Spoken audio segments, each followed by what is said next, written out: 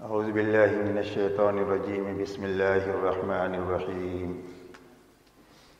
تبارک الذی بیدہ الملک وهو علی کل شیء قدیر الذی خلق الموت والحیاة لیبلوکم ایکم احسن عملا وهو العزیز الغفور۔ میرے محترم بزرگ اور دوستو، اللہ جل شانہ ارشاد فرماتے ہیں کہ بہت ہی بابرکت ہے اللہ کی وہ پاک ذات جس کے قبضہ قدرت میں کائنات کے ہر چیز کی ملکیت ہے۔ اللہ ہی کائنات کے ہر ذرے کے بنانے والے اور پیدا کرنے والے ہیں، اس لیے کہ بنانا اللہ ہی کی شان ہے۔ انسانوں کے بس میں اللہ نے صرف اتنا رکھا ہے کہ اللہ کی بنائی ہوئی چیزوں کو اللہ کی دی ہوئی عقل استعمال کر کے اس کو کوئی شکل دے دے۔ پلاسٹک کو جوڑ کر کرسی بنا دیا، لکڑی کو جوڑ کر کشتی بنا دیا، لوہے کو جوڑ کر ٹرین بنا دیا۔ یہ انسانوں کے بس میں اللہ نے رکھا ہے۔ لکڑی لوہا پلاسٹک بنانا یہ صرف اللہ ہی کی شان ہے۔ سارے انسان مل کر ایک ذرہ نہیں بنا سکتے، نہ لکڑی کا، نہ لوہے کا، نہ پلاسٹک کا۔ دوسری بات میرے دوستو یہ ہے کہ کوئی بھی چیز دنیا میں چھوٹی بڑی جہاں کہیں بھی ہے اور جس کسی کے بھی ہاتھ میں ہے، وہ اللہ ہی کی ملکیت میں ہے، اللہ ہی اس کے مالک ہے۔ کوئی بھی چیز بننے کے بعد میں اللہ کی ملکیت سے نکل نہیں سکتی۔ ایسا نہیں ہے جیسے دنیا میں ہوتا ہے کہ ایک آدمی نے گاڑی بنائی، دوسرے آدمی نے گاڑی خرید لیا تو بنانے والے کی ملکیت ختم ہو گئی، اب خریدار مالک ہے۔ ایسے ایک آدمی نے گھڑی بنائی، دوسرے نے گھڑی خرید لیا تو بنانے والے کی ملکیت ختم ہو گئی، اب خریدار مالک ہے۔ لیکن کائنات کا جتنا نظام اور جتنی چیزیں جہاں کہیں بھی ہے اور جس کسی کے بھی ہاتھ میں ہے، اس کے مالک صرف تنہا اللہ ہی ہے، اور کائنات کے ہر ذرے پر اللہ ہی کی چلتی ہے۔ اللہ ہر چیز پر قادر ہے۔ اسی لیے آئے دن ہم دیکھتے ہیں کہ ایک آدمی ریوالور خریدتا ہے اپنی حفاظت کے لیے، اور ایک دن ایسا آتا ہے کہ اپنی کمپیٹی پر رکھ کر خودکشی کر لیتا ہے۔ پتہ چلا بندوق تو اس کے ہاتھ میں ہے لیکن اس پر چلے گی اللہ کی۔ اللہ چاہیں گے تو حفاظت ملے گی اور اللہ چاہیں گے تو موت آئے گی۔ لوگ بہت محنت اور کوشش سے مال جمع کرتے ہیں اپنی راحت کے لیے، لیکن غلط لوگوں کی نظر پڑ جاتی ہے تو یہی مال اس کی ہلاکت کا ذریعہ بن جاتا ہے۔ آئے دن واقعات آپ سنتے رہتے ہیں۔ بچوں کو پال پوس کر کے آدمی بڑا کرتا ہے بڑھاپے کے سہارے کے لیے، اور یہی بچے اس کے لیے وبال جان بن جاتے ہیں۔ آدمی چاہتا ہے کاش یہ بچہ بچپن میں ہی مر گیا ہوتا، اتنا پریشان ہو جاتا ہے بچوں کی طرف سے۔ پتہ یہ چلا کہ جو کوئی بھی جس کے پاس میں ہے اس پر صرف تنہا اللہ ہی کی چلتی ہے، اور کائنات کا یہ سارا نظام اللہ کے امر کے ساتھ جڑا ہوا ہے۔ جیسے مائک ہے کرنٹ کے ساتھ جڑا ہوا ہے، اگر کرنٹ جو ہے وہ نظر نہیں آتا، اگر کرنٹ چلا جائے تو آواز ختم ہو جائے۔ ایسا ہی کائنات کا سارا نظام اللہ کے بقا کے امر کے ساتھ جڑا ہوا ہے۔ جب تک بقا کا امر ہے تو باقی ہے، اور جب اللہ کا فنا کا امر آئے گا تو ساری دنیا فنا ہو جائے گی۔ اسی لیے فرمایا کل من علیہا فان ویبقى وجہ ربک ذو الجلال والاکرام۔ فرمایا ہر چیز فنا ہو جائے گی، صرف اللہ کی ذات باقی رہے گی۔ اللہ شانہ پوچھیں گے لمن الملک اليوم، ملکیت کس کی ہے، کون مالک ہے؟ تو کوئی بھی جواب دینے والا نہیں، نہ انسان، نہ فرشتہ، نہ جن۔ اللہ فرمائیں گے للہ الواحد القہار، ایک زبردست تنہا اللہ کے لیے پہلے بھی ملکیت تھی، آج بھی اللہ ہی مالک ہے، اور آئندہ بھی مالک اللہ ہی رہیں گے۔ اس لیے میرے دوستو یہ بنیادی بات سمجھنے کی ہے کہ بنانے والی بھی اللہ ہے اور مالک بھی اللہ ہے، اور اس پر چلتی بھی اللہ ہی کی ہے۔ اسی لیے اللہ تعالیٰ نے موسیٰ علیہ الصلوۃ والسلام کو یہ پوچھ کر کے پوری انسانیت کو یہ بات سمجھائی ہے کہ مخلوق کا درجہ کیا ہے، بنی ہوئی چیزوں کا۔ حضرت موسیٰ علیہ السلام سے پوچھا کہ آپ کے داہنے ہاتھ میں کیا ہے؟ فرمایا یہ تو میری لکڑی ہے، میں اس پر ٹیک لگاتا ہوں اور بکریوں کے لیے پتے جاڑتا ہوں اور بڑے کام اس سے میرے نکلتے ہیں۔ تو اللہ تعالیٰ نے کہا کہ اس کو زمین میں ڈال دو، تو زمین پر ڈال دیا تو ایک بہت بڑا اژدہا بن گیا اور موسیٰ علیہ السلام ڈر رہے، فطری بات ہے ڈرنا۔ تو اللہ تعالیٰ نے حکم دیا کہ آپ ڈرو نہیں، اس کو پھر پکڑ لو۔ جب اس کو پکڑ لیا تو پھر لاٹھی بن گئی۔ تو اللہ نے اس بات کو سمجھایا کہ یہ کیا ہے؟ فرمایا نہ لاٹھی ہے نہ سانپ ہے، اللہ جو چاہے وہ ہے۔ اس لیے دنیا کی کسی کی کوئی بھی بڑے سے بڑی نفع والی شکل سے متاثر ہونے کی ضرورت نہیں ہے، اور بڑے سے بڑی نقصان پہنچانے والی شکل سے بھی ڈرنے کی ضرورت نہیں ہے، اس لیے کہ اس کا نفع اور نقصان ذاتی نہیں ہے۔ اللہ چاہیں گے تو اس میں سے نفع نکلے گا، اللہ چاہیں گے تو اس میں سے نقصان نکلے گا، اس لیے کہ کائنات کے ہر ذرے پر صرف اللہ ہی کی چلتی ہے، اور ساری انسانیت اپنے تمام تر خزانوں اور طاقت کے ساتھ اللہ کے سامنے ان کی حیثیت ایک مکڑی اور مکڑی کے جالے سے زیادہ نہیں ہے۔ اللہ جل شانہ فرماتے ہیں مثل الذین اتخذوا من دون اللہ اولیاء کمثل العنکبوت اتخذت بیتا وان اوہن البیوت لبیت العنکبوت۔ فرمایا ان لوگوں کی مثال کہ جنہوں نے اللہ کے علاوہ کو اپنا دوست بنایا، اپنا مشکل کشا اور حاجت روا بنایا کہ اس سے ہماری حاجتیں پوری ہوں گی۔ اللہ فرماتے ہیں ان کی حیثیت ہمارے سامنے مکڑی کی سی ہے، مکڑی۔ اور یہ فرمایا کہ مکانات میں سب سے زیادہ کمزور گھر جو ہے وہ مکڑی کا ہے، اس لیے اس مکڑی کے سارے گھر جالوں سے بھرے ہوئے ہوں تو ختم کرنے کے لیے کوئی بڑی طاقت کی ضرورت نہیں ہے، صرف ایک جھاڑو کافی ہو جاتا ہے۔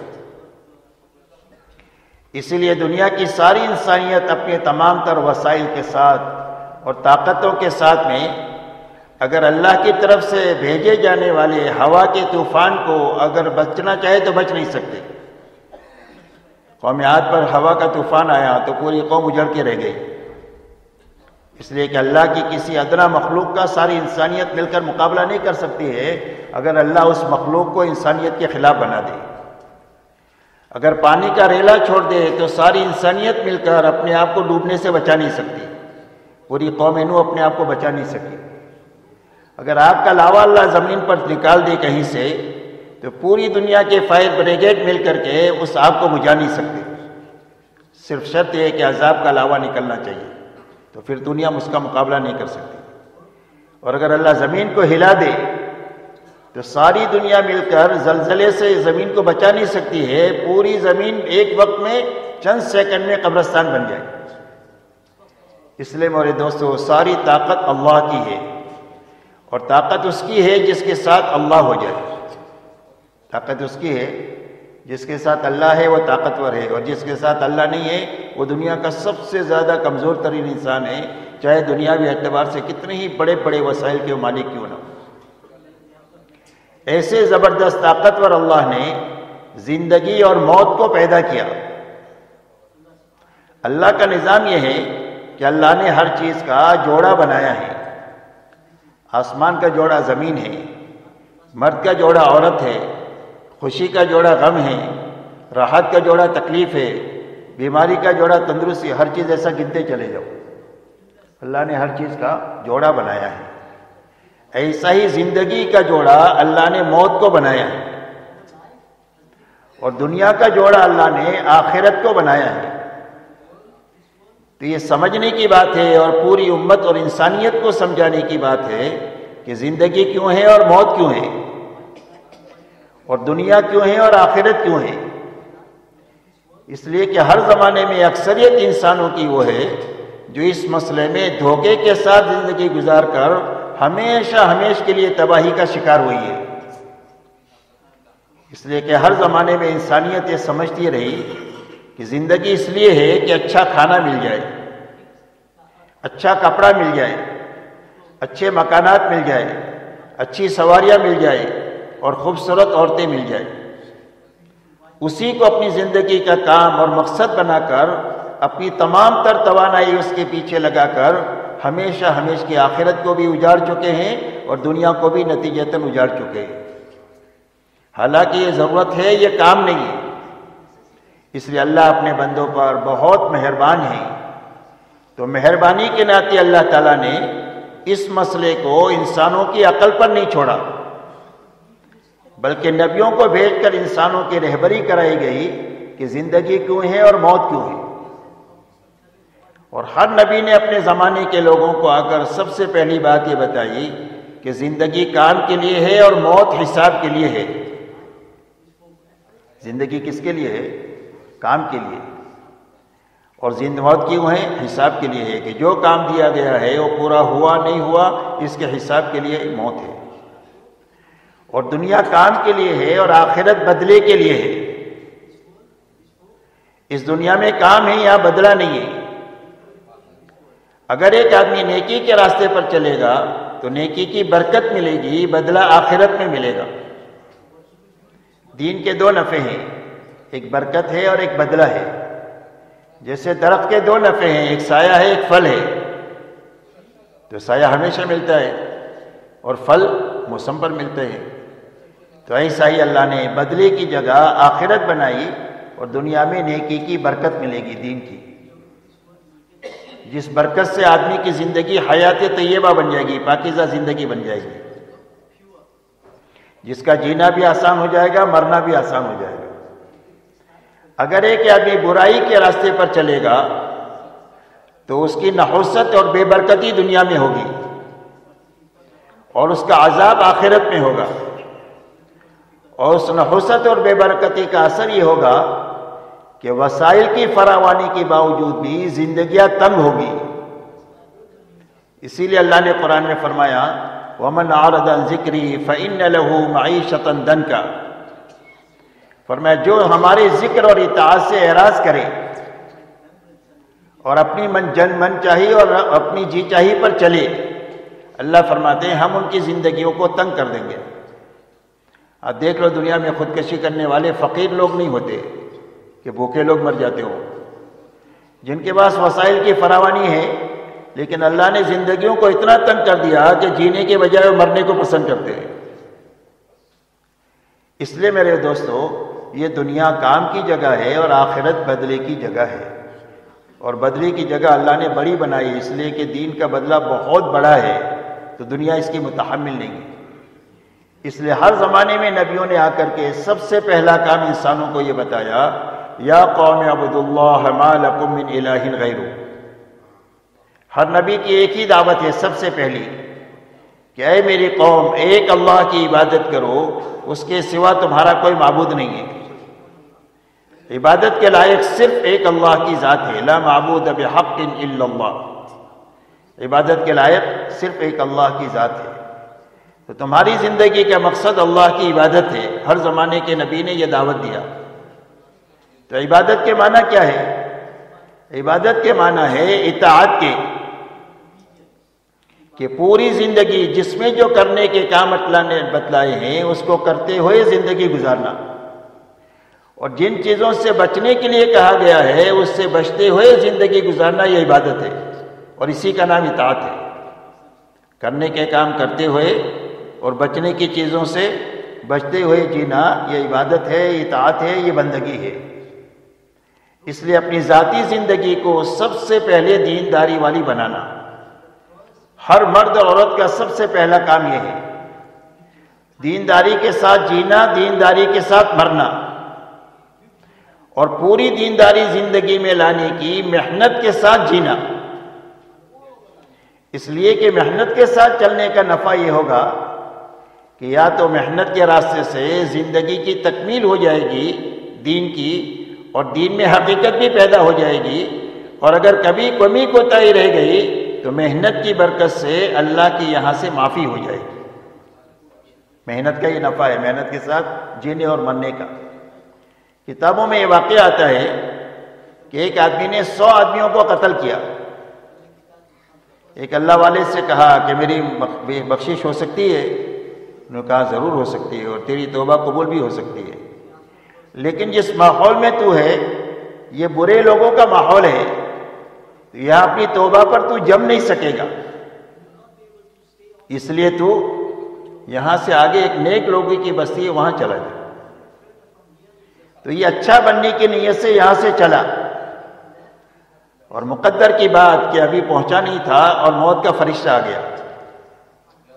رحمت کے فرشتے بھی آ گئے اور عذاب کے فرشتے بھی آ گئے. یہ کہہ رہے ہم لے کر جائیں گے، یہ کہہ رہے ہم لے کر جائیں گے.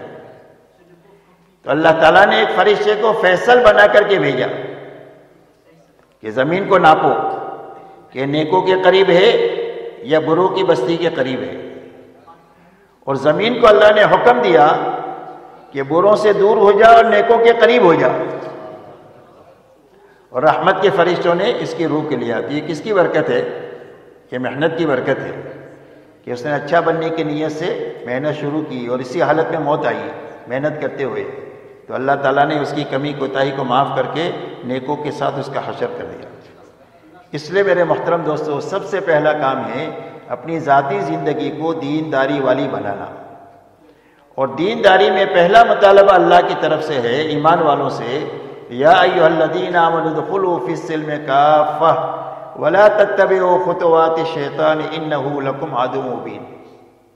اللہ جل شانہ ایمان والوں سے کہتے ہیں کہ اے ایمان والو، اسلام میں پورے داخل ہو جاؤ اور شیطان کے نقش قدم پر مت چلو، اس لیے کہ شیطان تمہارا کھلا ہوا دشمن ہے. اس آیت کریمہ کے شان نزول کے بارے میں مفسرین نے یہ لکھا ہے کہ یہ آیت اتری حضرت عبداللہ ابن سلام رضی اللہ تعالیٰ عنہ کے بارے میں، جو اسلام سے پہلے ایک آسمانی مذہب کے ماننے والے تھے، اور اسلام سے پہلے وہ سچا مذہب تھا نجات کے لیے. اسلام آ گیا تو اللہ نے سارے مذاہب کو منسوخ کر دیا اور اعلان کر دیا ان الدین عند اللہ الاسلام. اب اللہ کے یہاں کامیابی کا اور قبولیت کا راستہ صرف دین اسلام کا ہے، اور جو اسلام کے علاوہ راستے پر چل کر آئے گا اس کی آخرت ہمیشہ کے لیے اجڑ جائے گی. تو اس مذہب میں اونٹ کا گوشت کھانا منع تھا. اسلام میں حلال ہے، فرض واجب تو ہے نہیں.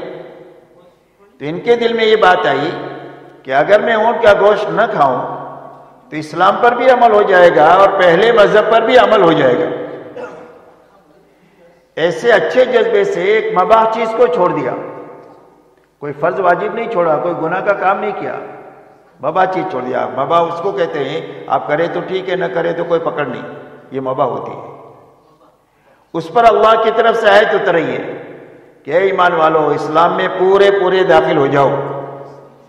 اسلام کے آنے کے بعد کسی اور مذہب کی طرف اور کسی اور تہذیب اور تمدن کی طرف اور کسی اور کے طور طریقوں کی طرف تمہارا للچائی ہوئی نگاہوں سے دیکھنا اللہ اس کو برداشت نہیں کریں گے. اس لیے کہ ہم نے دین پورا اتار دیا ہے اور اپنی نعمتوں کو دین کے راستے سے تمہارے پر تمام کر لیا ہے اور دین اسلام پسند کر کے دے دیا ہے. اب ادھر ادھر تانگ جانگ کی اجازت نہیں. اس لیے میرے دوستو، ہر ایمان والے سے مطالبہ ہے دعوت اور تبلیغ کی محنت اپنی زندگی میں اور پوری امت کی زندگی میں دین پر چلنے کی طاقت پیدا کرنے کا کام ہے. دعوت و تبلیغ کی محنت کس کے لیے ہے؟ کہ ہر فرد امت میں محنت کرنے والے میں بھی اور امت میں بھی دین پر چلنے کی طاقت پیدا ہو جائے. اس لیے کہ امت کا المیہ یہ نہیں ہے کہ دین معلوم نہیں ہے، کہ ایسا ہے کہ امت کو دین معلوم نہیں ہے کہ نماز پڑھنا فرض ہے، سود لینا حرام ہے، زکوٰۃ دینا فرض ہے، کہ معلوم ہے کہ نہیں. تو معلومات خوب ہے اور دین پر چلنے کے وسائل بھی ہے.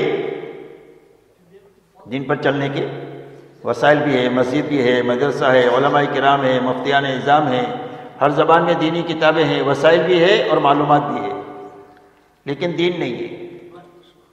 یہاں تک کہ دینی افلاس کا حال یہ ہے کہ کہنے کو آپ کہہ لو کہ دنیا میں 80-90 مسلمانوں کے ملک ہے، لیکن کوئی ملک ایسا نہیں بتلا سکتے ہو کہ جس ملک میں 100% ایمان والے پورے دین پر چل رہے ہو. ملک کو چھوڑو، کوئی صوبہ نہیں بتلا سکتے. صوبہ چھوڑ کر کوئی گاؤں نہیں بتلا سکتے جس میں 3000 مسلمانوں کے گھر ہوں اور 20,000 بالغ مرد اور عورتیں رہتی ہوں اور پورے دینداری کے ساتھ رہتے ہوں. ایسا گاؤں بتانا مشکل ہو گیا.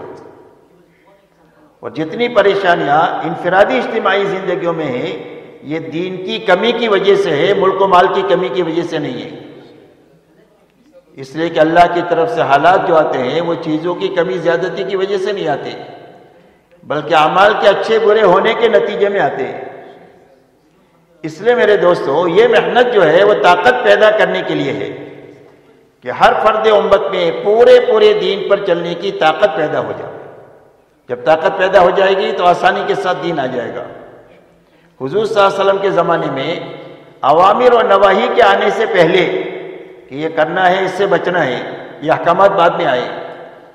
پہلے طاقت پیدا کی گئی امت میں حکم پر چلنے کی، اللہ کی عظمت اور بڑائی کو سمجھانے کے راستے سے، اللہ کی قدرت اور خزانوں کو سمجھانے کے راستے سے اور آخرت کو سمجھانے کے راستے سے استعداد پیدا ہو گئی اور طاقت پیدا ہو گئی حکموں پر چلنے کی. اب احکامات آئے کہ یہ کرنا ہے، یہ نہیں کرنا ہے.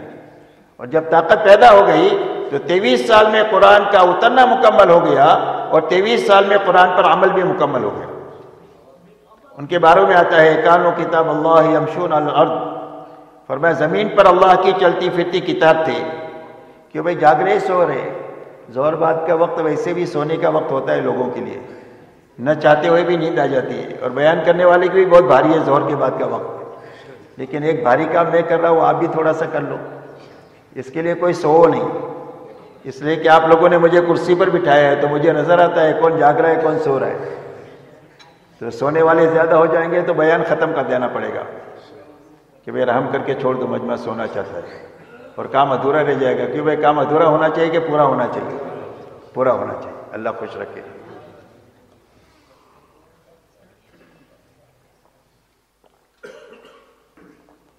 جاگتے رہنے کا آسان راستہ یہ ہے کہ آپ نیچے نہ دیکھو، آنکھیں بند نہ کرو کہ مراقبہ ہم تو دھیان سے سن رہے نہیں. آنکھیں بند نہ کرو، گھٹنوں میں ہاتھ مت ڈالو. یہ سب سونے کی نیتیں ہوتی ہے. غیر ضروری ٹیکا نہ لگاؤ. جو معذورین ہیں ان کے لیے کوئی حرج نہیں، معذورین کے لیے شریعت میں بڑی اجازت ہے. تو اس لیے ان چیزوں سے بچ کر بات کرنے والے کی طرف دیکھتے رہو. جیسے میں آپ سے دیکھ کر بات کر رہا ہوں نا، ایسا آپ مجھے دیکھو تو انشاءاللہ نیند نہیں آئے گی. ٹھیک ہے بھائی، جا کر سنیں گے سب. اللہ خوش رکھے سب. کیا کہہ رہا تھا؟ کسی کو یاد ہے؟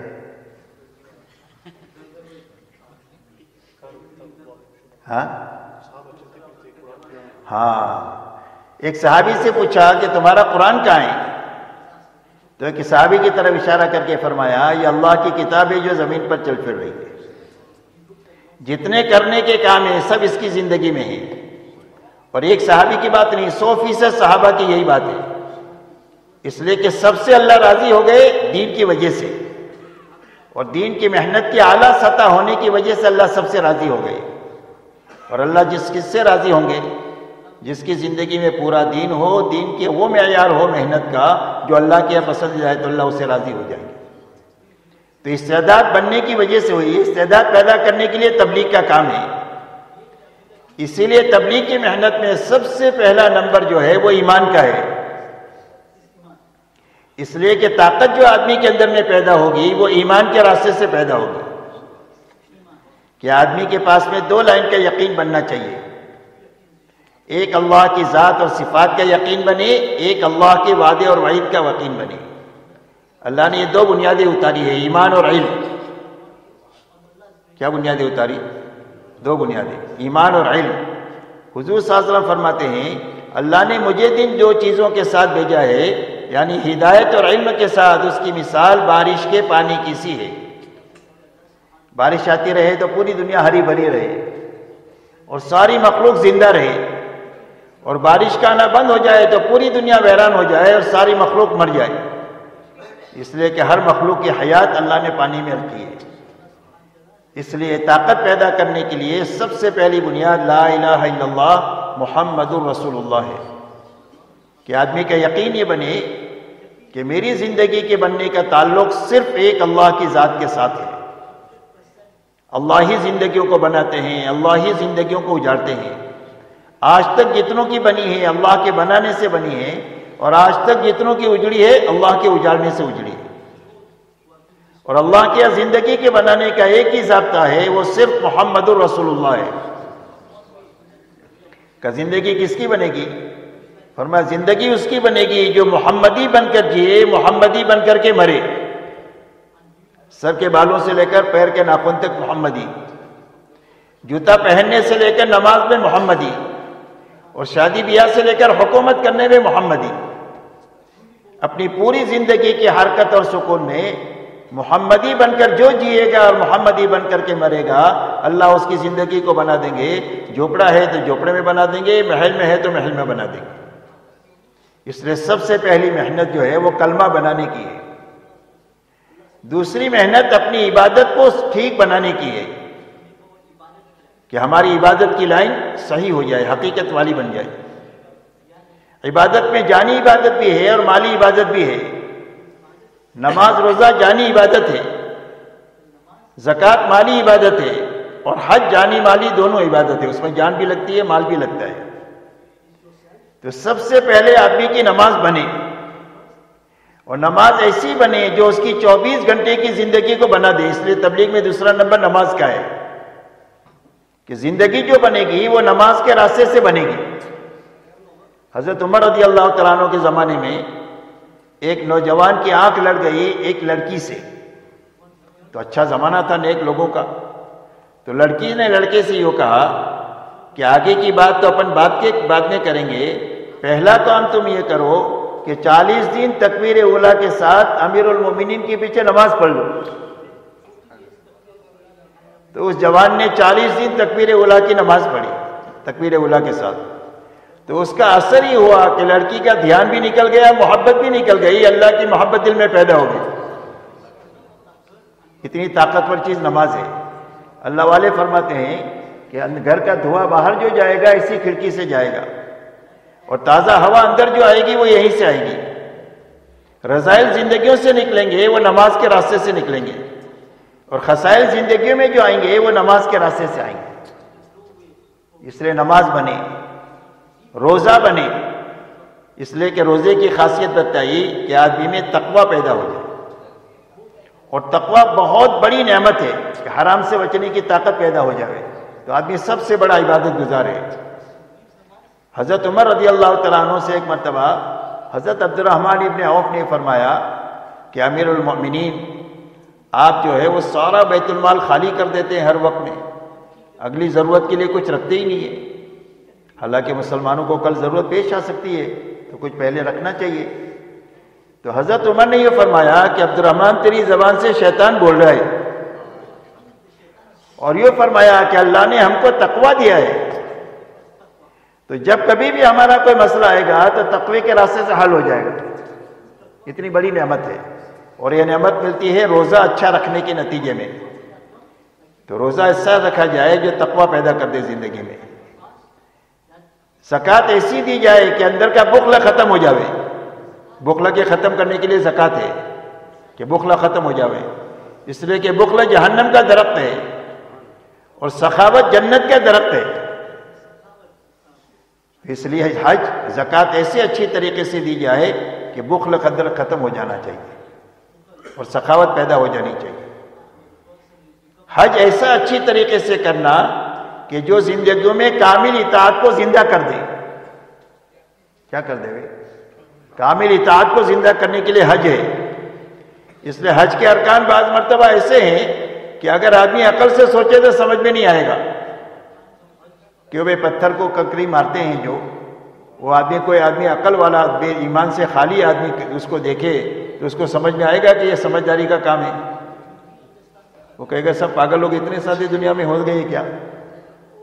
لیکن اللہ نے اتنی بڑی نیکی بنا دیا کہ ایک ایک پتھر پر ایک مہلک گناہ اللہ معاف کریں گے۔ کیوں کریں گے؟ اس لیے کہ کنکری تم جو مار رہے ہو ہمارے حکم سے مار رہے ہو، ہمارے حکم کی طاقت ہے کہ اس پر تم کو یہ نیکی ملے تو تمہارا اتنا بڑا فائدہ ہو جائے گا. کہ مغرب کی نماز عرفات میں پڑھنے کی وجہ آپ کو مزدلفہ میں پڑھنی ہے عشاء کے وقت میں. کہ کیوں پڑھنی ہے؟ کہ ہمارا حکم ہے اس کے لیے پڑھنی ہے. تم جو ہے وہ اپنی چاہت کے پابند نہیں ہو، تم ہمارے حکم کے پابند ہو. جو حکم ہم دے سمجھ میں آئے تو بھی کرو، نہ سمجھ میں آئے تو بھی کرو. تو کامل اطاعت کو سکھانے کے لیے اللہ نے حج دیا تو ہماری عبادت کی لائن اچھی بن جائے، چاہے جانی ہو چاہے مالی ہو. ہماری معاشرت کی بنیادیں وہ بن جائے جو حضور صلی اللہ علیہ وسلم کی معاشرت کی بنیادیں تھیں. آپ کی معاشرت کی بنیاد انصاف پر تھی. انصاف کہتے ہیں جو اپنے لیے پسند کرے اپنے تمام ایمان والے بھائیوں کے لیے وہی پسند کرے، اس کو انصاف کہتے ہیں، عدل کہتے ہیں. اس کے پر اس کی بنیاد ہے اسلام کی کہ جو اپنے لیے پسند کریں گے اپنے سارے ایمان والے بھائیوں کے لیے بہنوں کے لیے وہی چیز پسند کریں گے. اور اصلاح اس معاشرت کی بنیاد احسان پر ہے کہ حق تو دے دیں گے، حق سے زیادہ بھی دیں گے. اس کو احسان کہتے ہیں، حق سے زیادہ دینے کو. اور اس کی بنیاد ایثار پر ہے کہ ضرورت پڑے گی تو بھوکے رہ کر کے کھلا دیں گے اس کو. معمولی کپڑا پہن کر کے محتاج کو کپڑا پہنا دیں گے. معمولی مکان بنا کر کے ضرورت مند کو مکان بنا دیں گے. ایثار کریں گے، اپنی ضرورت کو اٹکا دیں گے، دوسرے کی ضرورت پوری کر دیں گے. ایثار کو حیا زندگی میں لائیں گے. ہماری اسلامی معاشرت کی بنیاد حیا پر ہے. اس لیے کہ حیا چلی گئی تو آدمی میں سے فرمایا اذا فاتک الحیا فافعل ما شئت، فرمایا حیا چلی گئی تو جو چاہے وہ کر. اب کوئی چیز رکاوٹ نہیں ہے آدمی کے لیے. اس کے لیے حیا پر ہے ہماری معاشرت کی بنیاد. اور ہماری معاشرت کی بنیاد سادگی پر ہے. کس پر ہے؟ سادگی پر ہے. زندگی سادہ رہے گی ہماری. کھانا بھی، پینا بھی، پہننا بھی، اوڑھنا بھی، مکان بھی، سواری بھی، ساری سادگی. اس لیے کہ سادگی ہوگی تو ساری جان مال بہت بچی رہے گی. اور جب اسراف زندگی میں آ جائے گا تو ساری جانی مالی طاقت کو کھا لے گا. اسراف کی مثال آگ کی ہے. آگ میں کتنا بھی لکڑی ڈالو سب کو جلا دے گی، اس کا پیٹ بھرے گا ہی نہیں. ایسا اسراف ہے. اسراف زندگی میں آتا ہے تو ساری جانی مالی طاقت کو کھا لیتا ہے. نہ دعوت کے لیے بچے، نہ عبادت کے لیے بچے، اور نہ اخلاق کے لیے بچے. اسراف نے کھا لیا. امت کا المیہ یہ نہیں ہے کہ جان مال نہیں ہے، جان مال بہت ہے، لیکن اسراف نے ساری جانی مالی طاقت کو کھا لیا ہے. اس لیے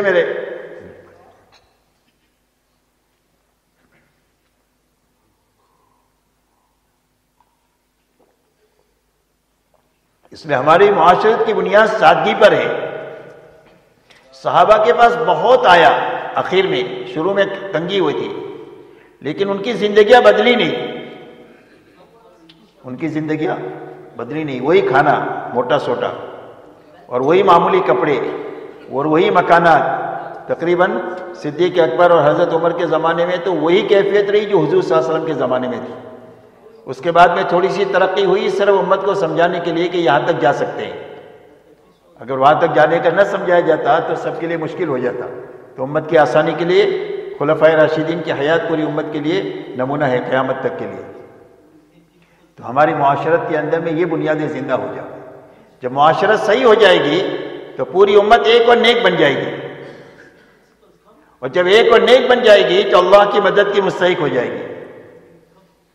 اختلاف اور اختلاف جو ہے یہ مدد کو اٹھا دینے والا ہے، اور اجتماعیت جو ہے وہ اللہ کی مدد کو اتارنے والی چیز ہے. اجتماعیت پیدا ہوگی حضور صلی اللہ علیہ وسلم والی معاشرت سے. اسی لیے پوری امت ایک بن گئی. حضرت سلمان فارس کے ہیں، صہیب روم کے ہیں، حضرت بلال حبشہ کے ہیں، حضرت عمر قریش کے ہیں، اور سارے امت واحد ایک ہی امت ہے. حضرت عمر فرماتے ہیں سیدنا بلال کوئی معمولی آدمی نہیں ہے، وہ تو ہمارے آقا ہے. مہاجرین کہتے سلمان ہمارے ہیں، انصار کہتے سلمان ہمارے ہیں. حضور فرماتے سلمان تو میرا ہے، میرے گھر کا ایک فرد ہے. یہ ہماری معاشرت ہے جو امت کو ایک بنا دے گی. ہمارے معاملات صحیح ہو جائے، کھانے کمانے کی لائنوں میں سچائی آنی چاہیے، امانت داری آنی چاہیے، مشتبہ سے بچنا چاہیے، حرام سے بچنا چاہیے. اس لیے کہ حلال اور حرام کی تاثیر ایسی ہے جیسا کہ کھانے کی ہوتی ہے. اچھا کھانا پیٹ میں جائے گا تو طاقت بنے گی، سڑا ہوا کھانا پیٹ میں جائے گا تو فوڈ پوائزن ہو جائے گا. جلاب ہو گیا، قے ہو گئی، پھوڑی پھسی نکل گئی، کیا کیا ہوا، سڑا ہوا کھانا پیٹ میں چلا گیا. ایک اللہ والے فرماتے ہیں میری دعوت کیا ایک نیک آدمی نے، اور وہ کھانا کھانے کے بعد کئی دنوں تک مجھے تہجد پڑھنے کا مزہ آیا، وہ چند لقمے کا اثر یہ تھا۔ اور ایک غلط آدمی کیا میری دعوت ہو گئی، اس کا کھانا کھانے کے بعد کئی دنوں تک میرے اندر زنا کا جذبہ پیدا ہوا۔ اللہ ہماری اور امت کی حفاظت فرمائے۔ حلال و حرام کمائیوں کی یہ اثرات ہے، اس لیے اپنے کمانے کی لائن کو سچائی اور امانت داری پر لانا، یہ وہ اسلام کی بنیادیں ہیں، سچائی اور امانت داری، جھوٹ سے بچنا، دھوکے سے بچنا، وعدہ خلافی سے بچنا، ملاوٹ سے بچنا، یہ ایمان والا کبھی نہیں کر سکتا ہے۔ فرمایا من غشنا فلیس منا، جو دھوکہ دے وہ ہمارا نہیں ہو سکتا۔ حضور صلی اللہ علیہ وسلم فرماتے ہیں ہمارے اخلاق میں بلندی آئی، ہمارے اخلاق میں بلندی آئے، اور اخلاق کی بلندی کا خلاصہ 4 باتوں میں ہے۔ حضور صلی اللہ علیہ وسلم نے فرمایا جو تمہارے ساتھ برائی کرے اس کے پر بھلائی کرو۔ جی امور طے بعد میں ہوں گی، بات پوری ہوگی اس کے بعد امور طے ہوں گے، یا تو ایک کام کر لو یا وہ کام کر لو۔ تو مختصر ہی کرنی کہ کروں گا میں تو مختصر ہی کروں، کتنا 1 گھنٹہ تو کروں کہ نہیں کروں، 1 گھنٹے سے بھی کم کروں، ابھی دعا پڑھا دوں گا دیکھو۔ تو یہ 1 آدھ گھنٹے کی بات تو ہوتی ہے کہ بھئی بات تو پوری کرنا چاہیے کہ نہیں۔ میں ابھی آتا ہوں، چلو 1 آدھ گھنٹے، ابھی تھوڑا میرے خیال سے کتنے بجے بات شروع ہوئی؟ 2 بجے، 2 بجے چھوڑی، آدھا گھنٹہ ہوا ہے، تو تھوڑی دیر میں آتا ہوں، چلو۔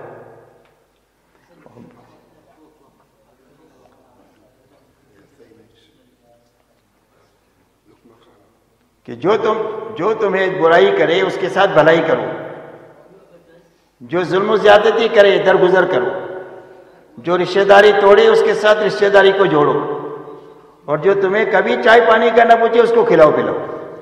یہ اخلاق ہے، حضور صلی اللہ علیہ وسلم نے فرمایا اولین اور آخرین کے اخلاق ہے۔ اور اپنی منزل اللہ کو بنانا، آخرت کو بنانا۔ ہماری منزل کیا ہے؟ اللہ ہے اور آخرت ہے، روز آخرت کی طرف جا رہے ہیں۔ اللہ راضی رہنا چاہیے زندگی میں بھی اور موت کے وقت میں بھی، اور ہماری آخرت بنتی رہنی چاہیے، اجڑتی رہنی نہیں چاہیے۔ اس لیے میرے دوستو سب سے پہلی بنیاد یہ ہے، ہر مسلمان کی یہ پہلی ضرورت ہے، پہلا کام ہے۔ دوسرا کام میرے دوستو یہ ہے کہ اپنی ذاتی زندگی کو بناتے ہوئے ہمارا گھرانہ دیندار بنے، ہمارا محلہ اور بازار دیندار بنے، ہمارے گاؤں اور شہر دیندار بنے، ہمارے گاؤں اور شہر دیندار بنے، اور پورا عالم دیندار بنے، اس لیے کہ پورا عالم ایک محلے جیسا ہو گیا ہے۔ کیسا ہو گیا؟ ایک محلے جیسا۔ اگر کوئی اچھائی چلتی ہے تو چند سیکنڈ میں پوری دنیا میں چلی جاتی ہے، اور اگر کوئی برائی چلے تو تھوڑی دیر میں پوری دنیا میں چلی جاتی ہے۔ تو پوری دنیا اتنی چھوٹی ہو گئی ہے۔ تو ہمارے گھر سے لے کر پورے عالم کا ماحول دینداری کا بننا چاہیے، یہ محنت ہمارے ذمے ہے۔ یہ برکت ثواب کی چیز نہیں ہے کہ کریں گے تو برکت ملے گی اور کریں گے تو ثواب ملے گا، بلکہ ذمہ داری ہے۔ ذمہ داری اس کو کہتے ہیں جس کے کرنے پر بڑی بڑی مددیں ہو جاوے، اور نہ کرنے پر پوچھ ہو جاوے، اور ایسے حالات پیدا ہو جاوے کہ بہت ساری جینا بھی مشکل ہو جاوے۔ تو یہ دوسری ذمہ داری ہے، اور اسی لیے اللہ تعالیٰ نے ہم کو جان مال دی ہے اور صلاحیتیں دی ہے۔ جو کچھ بھی اللہ نے ہم کو دیا ہے وہ ان 2 کاموں کے لیے دیا ہے، ایک دین پر لگانے کے لیے اور ایک دعوت پر لگانے کے لیے، اور ایک اخلاق پر لگانے کے لیے۔ یہ 3 بنیادیں ہیں، 3 جگہ لگانے کے لیے، اور اپنی ضرورت میں بقدر ضرورت لگانے کے لیے ہے۔ اسے انکار نہیں ہے کہ اپنی ضرورتوں میں بقدر ضرورت لگانا۔ محنت کا یہ رخ اتنا طاقتور ہے کہ اگر امت میں زندہ ہو جائے تو صدیوں میں جو نقصان ہوا ہے اس کی تلافی سالوں میں ہو جائے۔ صدیوں میں جو نقصان ہوا ہے اس کی تلافی چند سالوں میں ہو جائے۔ آپ انداز لگاؤ، حضرت عیسیٰ علیہ السلام اور محمد صلی اللہ علیہ وسلم کے بیچ میں 650 سال کا زمانہ ہے جس میں کوئی نبی نہیں آئے۔ جہالت آخری درجے کی اور گمراہی آخری درجے کی جب آپ کی بعثت ہوئی ہے، تو وہ جہالت اور گمراہی صرف 23 سال میں ختم ہوئی۔ تو اس کی کیا بنیاد ہے؟ اس کی بنیاد صرف محنت کا صحیح رخ ہے۔ کیا ہے؟ محنت کا صحیح رخ آپ نے قائم فرمایا، جس کے نتیجے میں 600 سال کا بگاڑ ختم ہو گیا، مجمع بھی بن گیا یقین کے اعتبار سے، اور ماحول بھی بن گیا۔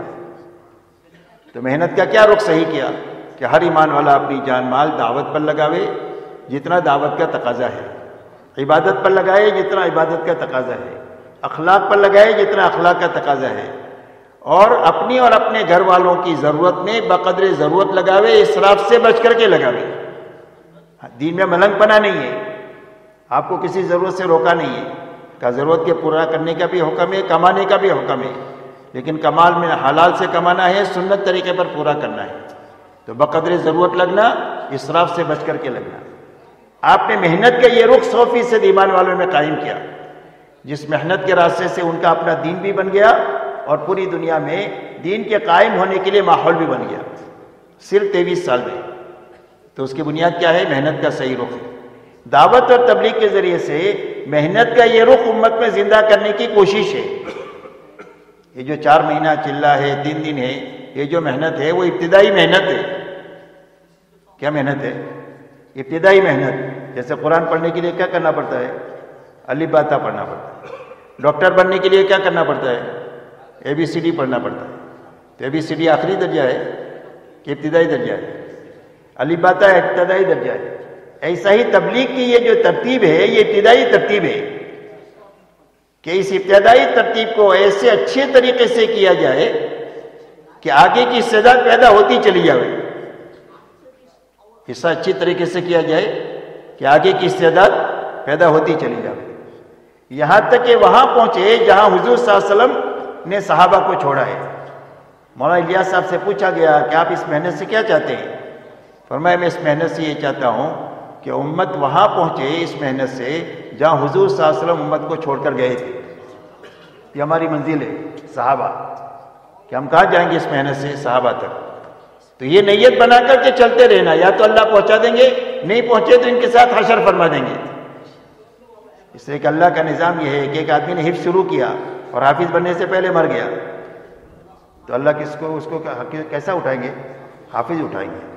حج کے لیے ایک آدمی ڈیوزبری سے نکلا، ایئرپورٹ پر مر گیا، اللہ اس کو حاجی اٹھائیں گے۔ صحابہ کو منزل بنا کر چلتے رہیں گے صحیح طریقے سے، تو اللہ وہاں تک پہنچا دیں گے، نہیں پہنچے تو ان کے ساتھ حشر فرما دیں گے، دونوں حالتوں میں کام ہو جائے گا۔ اس لیے میرے دوستو ہماری محنت کی منزل یہ ہے، اور وہاں تک پہنچنے کی پہلی سیڑھی اچھا 4 مہینہ ہے۔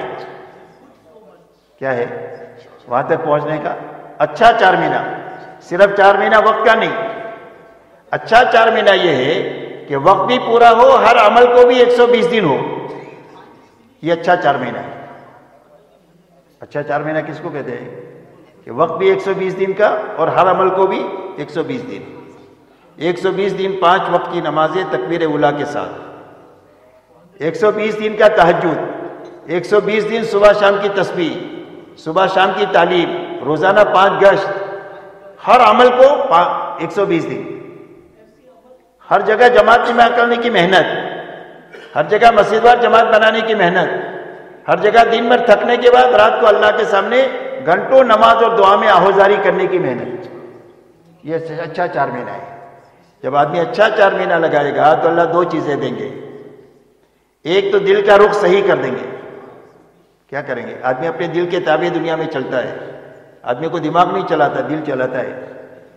تو سب سے پہلے اس محنت میں 4 مہینہ اچھا لگانے کی برکت سے اللہ دل کا رخ صحیح کر دیں گے۔ تو دل کا رخ صحیح ہو کیا ہے؟ کیا معنی اس کا؟ کہ دل کا رخ اللہ کی طرف ہو جائے گا، اللہ سے اتنا تعلق ہو جائے گا کہ سب کو ناراض کر سکتے، اللہ کو نہیں کر سکتے۔ دل کا رخ اللہ کے حکموں کی طرف ہو جائے گا کہ مال کے اقتدار کے بڑے بڑے نقشوں کو توڑ سکتے ہیں، اللہ کے حکم کو نہیں توڑ سکتے۔ اور دلوں کا رخ آخرت کی طرف ہو جائے گا کہ دنیا کے نقصان کو برداشت کر سکتے ہیں، آخرت کے نقصان کو برداشت نہیں کر سکتے۔ یہ معنی ہے دل کا رخ صحیح ہونے کی۔ یہ نعمت اللہ 4 مہینہ اچھا لگانے کی برکت سے دے گی۔ دوسرا، اللہ فکر بدل دیں گے۔ دوسرا کیا کریں گے؟ فکر بدلے گا، اس لیے کہ محنت فکر کے تابع ہے۔ محنت کس کے تابع ہے؟ فکر کے۔ محنت تبلیغ کی اور فکر دنیا کا ہے، تو تبلیغ کیسی ہوگی؟ ادھوری تبلیغ، جیسے ابھی ہو رہی ہے وہ مری بکری اللہ کے نام ویسی۔ اور اگر فکر صحیح ہو گیا تو ایسی محنت ہوگی جیسے صحابہ نے کیا، اس لیے کہ محنت جو ہے وہ فکر کے تابع ہے۔ تو جب اچھا 4 مہینہ لگا دے گا تو اللہ فکر بدل دیں گے، اور فکر دعوت کا بنے گا، اللہ کے کلمے کی سربلندی کا بنے گا، انسانیت کی ہدایت کا بنے گا کہ انسانوں کو ہدایت ملنی چاہیے۔ کروڑوں انسان کے گھر کا فکر بدلنے کے معنی یہ ہے کہ سارے کام کریں گے لیکن دعوت کی فکر غالب ہوگی۔ جیسے ایک آدمی کا ٹوپی بنانے کا کارخانہ ہے تو کہیں جائے گا کیا دیکھے گا؟ میت میں جاوے تو اور شادی میں جاوے تو ٹوپی، تو کھاتا بھی ہے، پیتا بھی ہے، بچوں کو پالتا بھی ہے، پڑھاتا بھی ہے، لیکن فکر ٹوپی کا ہو گیا۔ تو ایسا ہی ہماری فکر جو ہے وہ تبلیغ کا ہو جائے کہ جس کی وجہ سے ہماری محنت کا رخ صحیح ہو جائے، بس یہاں تک کہ وہاں پہنچ جاوے جہاں تھے۔ ایک مجمع وہاں تک پہنچ جائے گا تو کام ہو جائے گا۔ پوری امت اللہ تعالیٰ سب کو نواز دے، لیکن ایک مجمع ہم نہیں جانتے کتنا، اللہ جانتے ہیں۔ 500 سے کام ہو جائے گا، 5000 سے کام ہو جائے گا، 5 لاکھ سے کام نہیں جانتے، اللہ جانتے ہیں۔ لیکن جب مجمع اس سطح پر پہنچے گا تو دنیا میں کام ہوگا۔ بات سمجھ میں آ رہی بھائی؟ اس کے لیے پہلا ہے 4 مہینہ۔ کون کون اس کے لیے اچھا 4 مہینہ لگانے کے لیے تیار ہے؟ بولو ماشاءاللہ، سب لوگ تیار ہے۔ کھڑے ہو کر نام لکھاؤ گے کہ ہاتھ اٹھاؤ گے؟ بولو، لکھا ہو تو اچھا ہے۔ لکھانا جو ہے وہ ایک اچھا طریقہ ہے۔ بتاؤ کہ انشاءاللہ 4 مہینہ لگانے کے لیے تیار ہو۔ میں نہیں کہتا کل جاؤ، 1 آدھ مہینے کے بعد جاؤ گے تو بھی چلے گا، لیکن ہر جگہ سے 4 مہینے کی جماعتیں بننی چاہیے، اور 4 مہینے کی جماعتیں بن کر اچھا وقت لگا کر کے آنا چاہیے۔ بتاؤ بھائی ماشاءاللہ، اور بتاؤ کھڑے ہو کر کہ انشاءاللہ 4 مہینہ لگائیں گے۔ کہو کھڑے ہو کر، جلدی جلدی بتاؤ بھائی، وہاں مشورے میں بھی ساتھی انتظار کر رہے ہیں۔ کہو کھڑے ہو کر کے 4 مہینہ لگائیں گے انشاءاللہ۔ اچھا 4 مہینہ لگانے کی نیت سے اپنے آپ کو پیش کرو۔